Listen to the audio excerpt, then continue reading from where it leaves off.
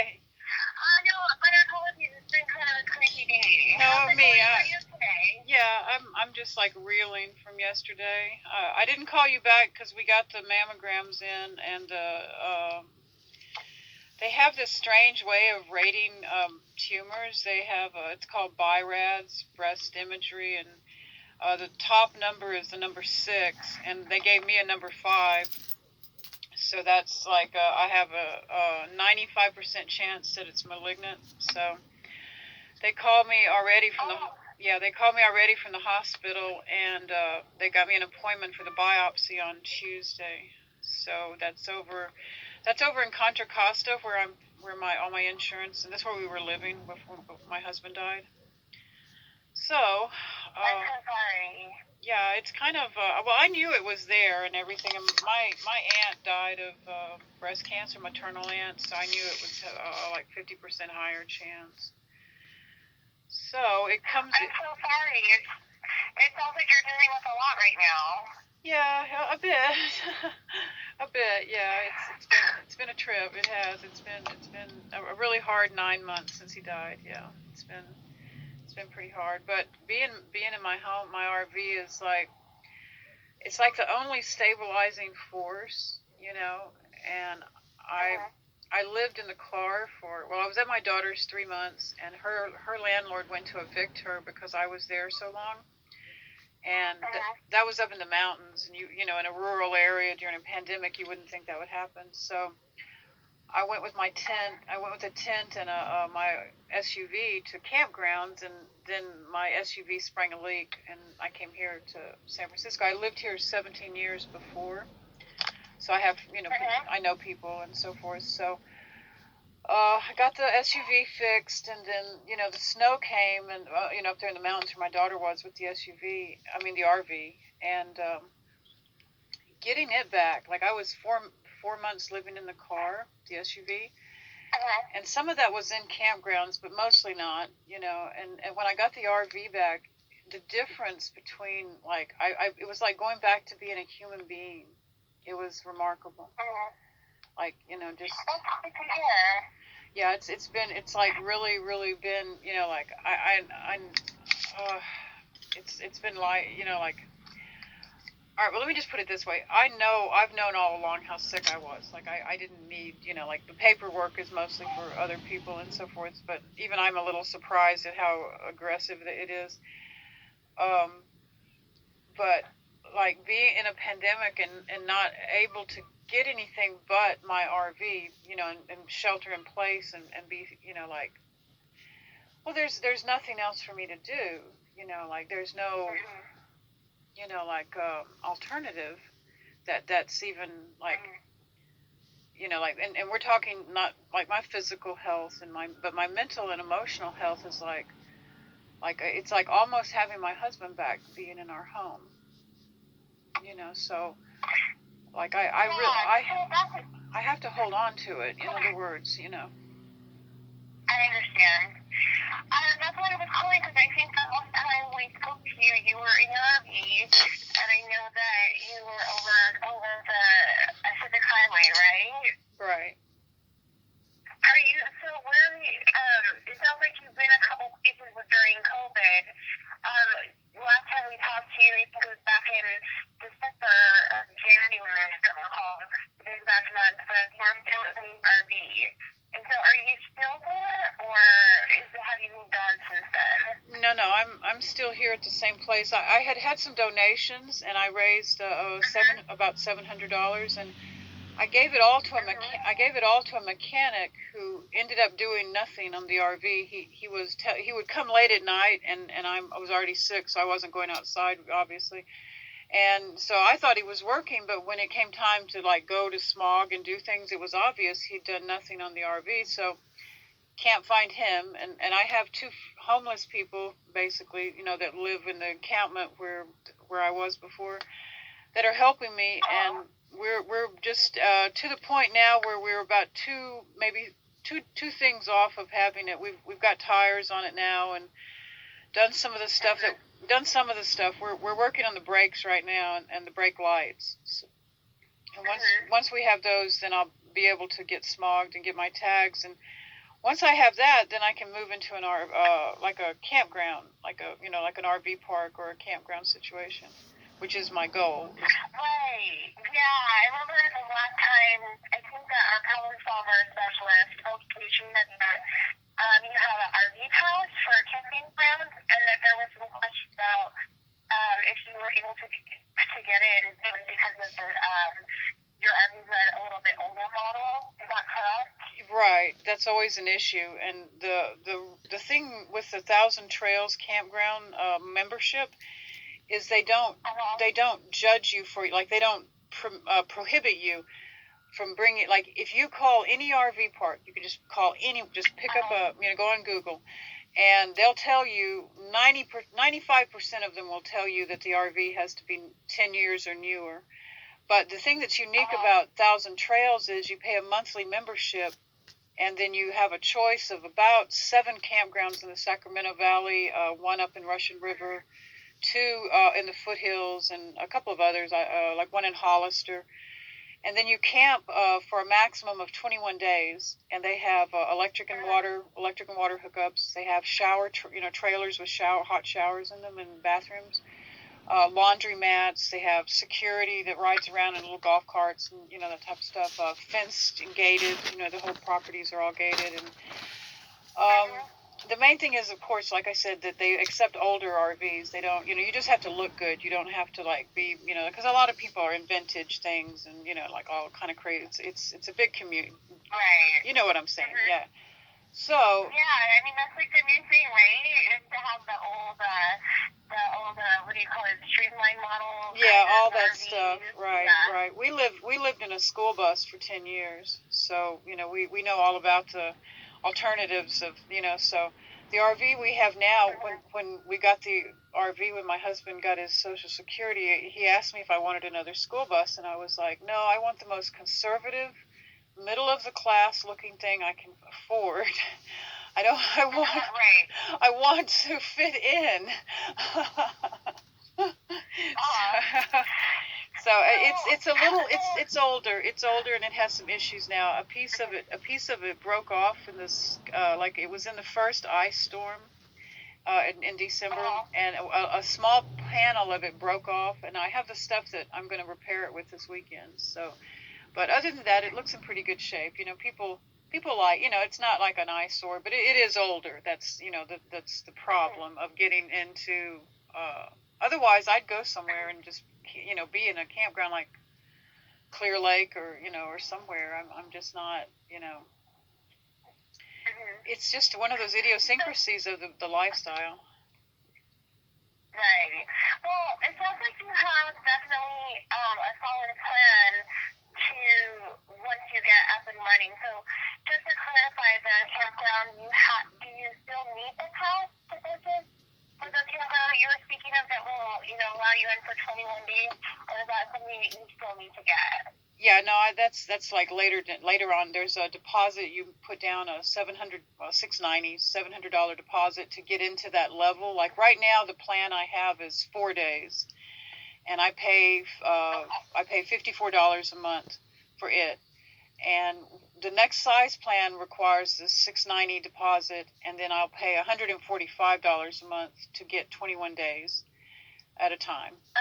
Yeah, and then that's my hold up there, and my problem too. I've talked to a charity of Faithful Fools, and they're willing to help me with the smog and possibly the DMV, but we don't know yet because the DMV is a special unit where it's an inheritance unit, and I'm not sure yet how much it's going to cost because the RV's a couple of years overdue for the tags, because we were in a campground when the shutdown happened, and we're dealing with my husband's liver cancer, so the tags had already gone out before the shutdown happened, and that was like exacerbated, and then it was in storage for 9 months. So like I owe 2 years of tags. Like and I don't know yet how much it's going to be on that.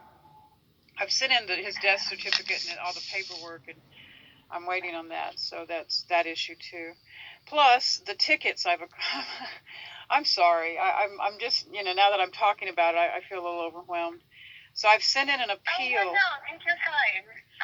I sent an appeal to, the tickets are parking tickets for the RV while I've been sitting here not moving, and for there have been 3 tickets for being out of registration.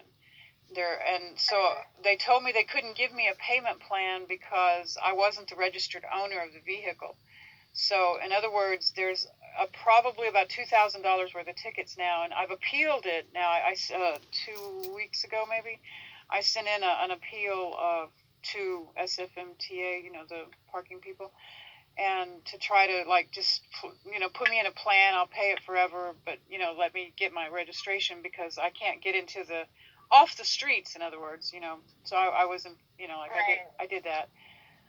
Okay, so I have a lady that stays at the RV for me when I go to the medical stuff, and my car works okay now, so I have to go in next week and do that, and I'm not. The way the nurse put it, she said, we have to see you stat. Don't miss your appointments. Come in immediately.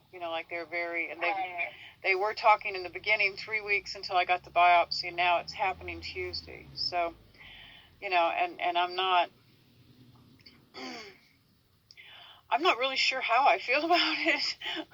I'm pretty exhausted. I just want to die in my own home, and I have no resources to make that happen, and I'm not incapable of. I can sit here forever. I'm not. It's not that. I'm getting. My house is nice. I can't. The hatred of these neighbors is unbearable. It's so anxiety provoking.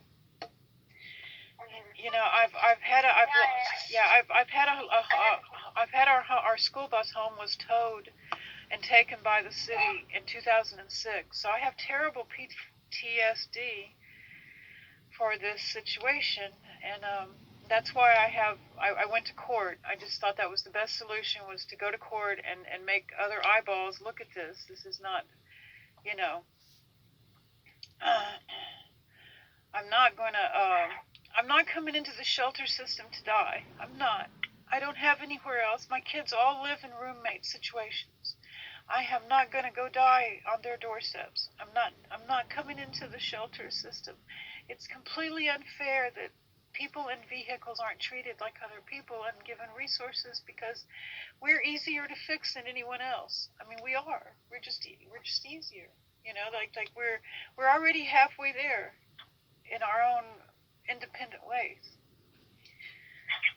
I understand, and it sounds like you're just, you're making the effort to to keep your RV. I understand.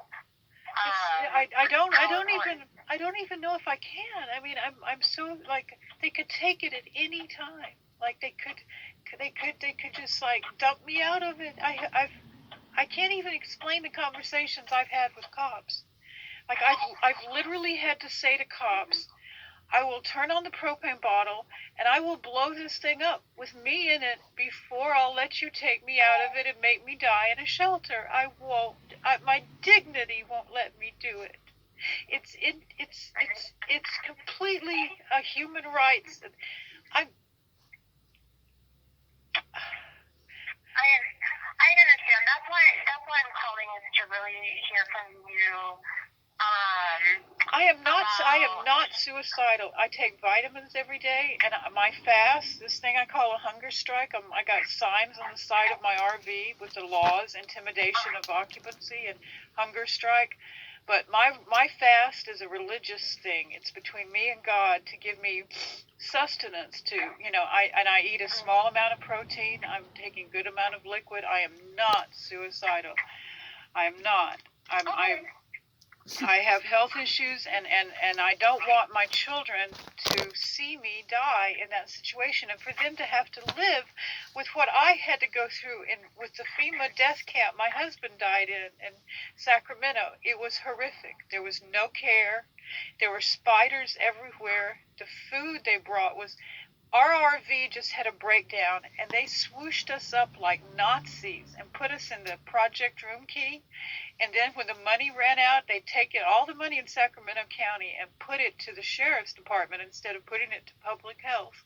There was no doctors out there at the FEMA camp.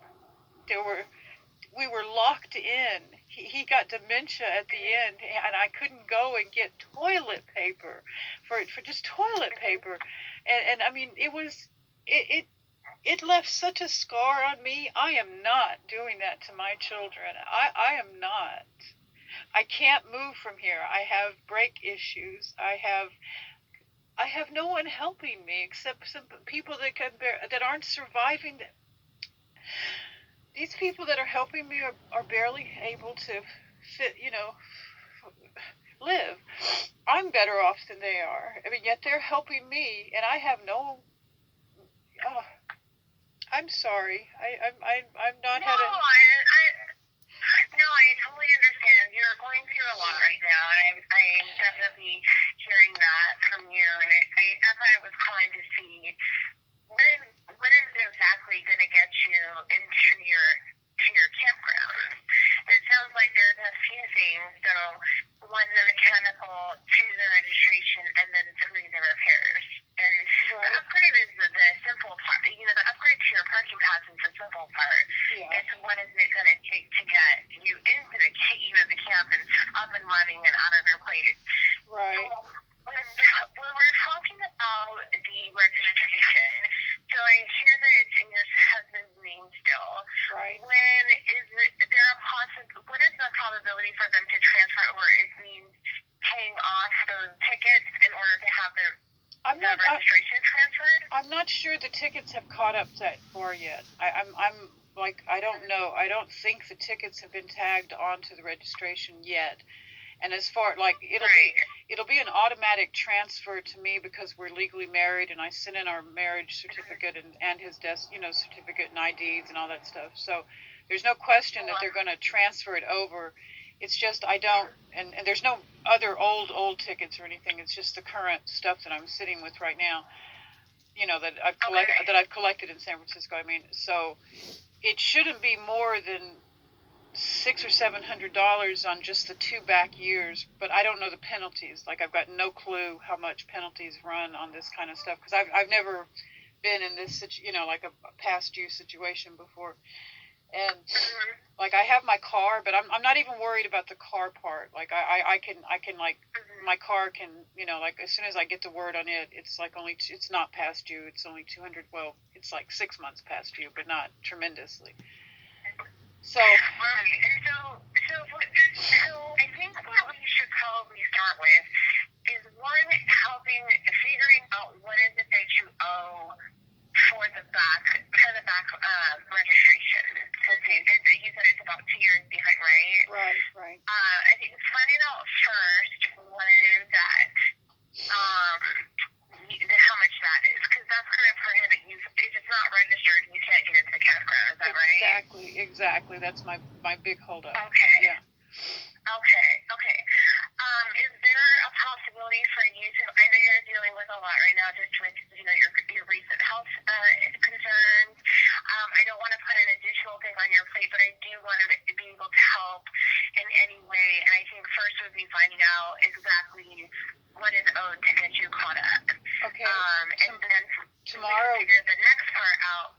Sure. Yeah, tomorrow I'll get up in the morning and I'm just kind of exhausted today. I'm a little brain foggy. Yeah, absolutely. But I'll get up first thing in the morning and get on the phone with DMV and just run it down until I get a dollar amount and figure out what it is that it goes. And the SFMTEA, I don't know about the tickets. I don't think they're attached yet, which would be awesome because then I could just deal with it as like I could keep working. All I want is them just to put it in a plan that I can pay, the whatever I need to pay and monthly. But I'm not positive that they're I don't know if they're a restriction yet. They may not be a problem, or they may be. Like I'm it's like one of those big scary things in my head that I haven't been able to but I have appealed it, and I'm trying to get that should be that all that information comes to my mailbox in Antioch. I have a mailing, like a private mail service, like where you go to, like a storefront that has mailboxes. I have a service out there in Antioch for our mail where we lived. Okay. So let's handle that part out first, because the next thing would be figuring out how we can get somebody out to you in order for you to get the repair done, on your vehicle. And then also, Terry, just had a quick question.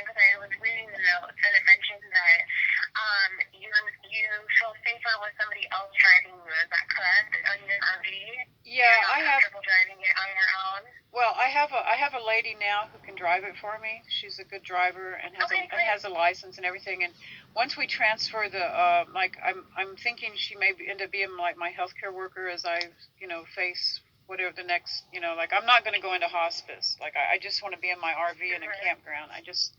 And I want to be people that already are know how to do this kind of stuff. So. Like the lifestyle. Like they'll know to go get propane and how to fill up a 5-gallon bottle. They'll know how to do the tanks for the bathroom and that kind of stuff. And wait. Okay. Okay, so again, we're going to my name's Regina. I'm the manager of problem solving with ECS. I'm going to be helping you kind of figure things out, and I'm working with HSH on your case. So first things first, like I said, let's figure out what it is that you owe for the registration and what would it take to get the registration transferred into your name. Okay. I think that would be the first step, right? Yes, absolutely. So let's figure it out. This is my direct line. Please feel free to give me a call, and then we can figure out next steps from there once you have everything figured out. Does that work? Okay, that'll be fine. So it doesn't feel so overwhelming. Let's take it one little task at a time. I think let's start with that, and we'll go ahead and figure out that part first before we move on to anything else. Does that work? That sounds great. And as far as the RV itself, like any repairs, like there's a mobile mechanic services. Like I found a guy on Craigslist who'll just come out and hang on 1 sec. Hold on. Yeah. Now the lady here was trying to put her drill out, and she was just drilling something. Yeah. So there's like mobile services that can be hired that'll just come and do this on the scene. Like we're not in any kind of like the RV starts and runs fine. We just have some component issues, right? And like I've checked, like we've got power to the brake. Like we just found out yesterday that there's no power problem to the brake lights. We're just dealing with maybe a switch or something, like we're really running it. It's been a lot of, like, we've made a lot of progress, in other words.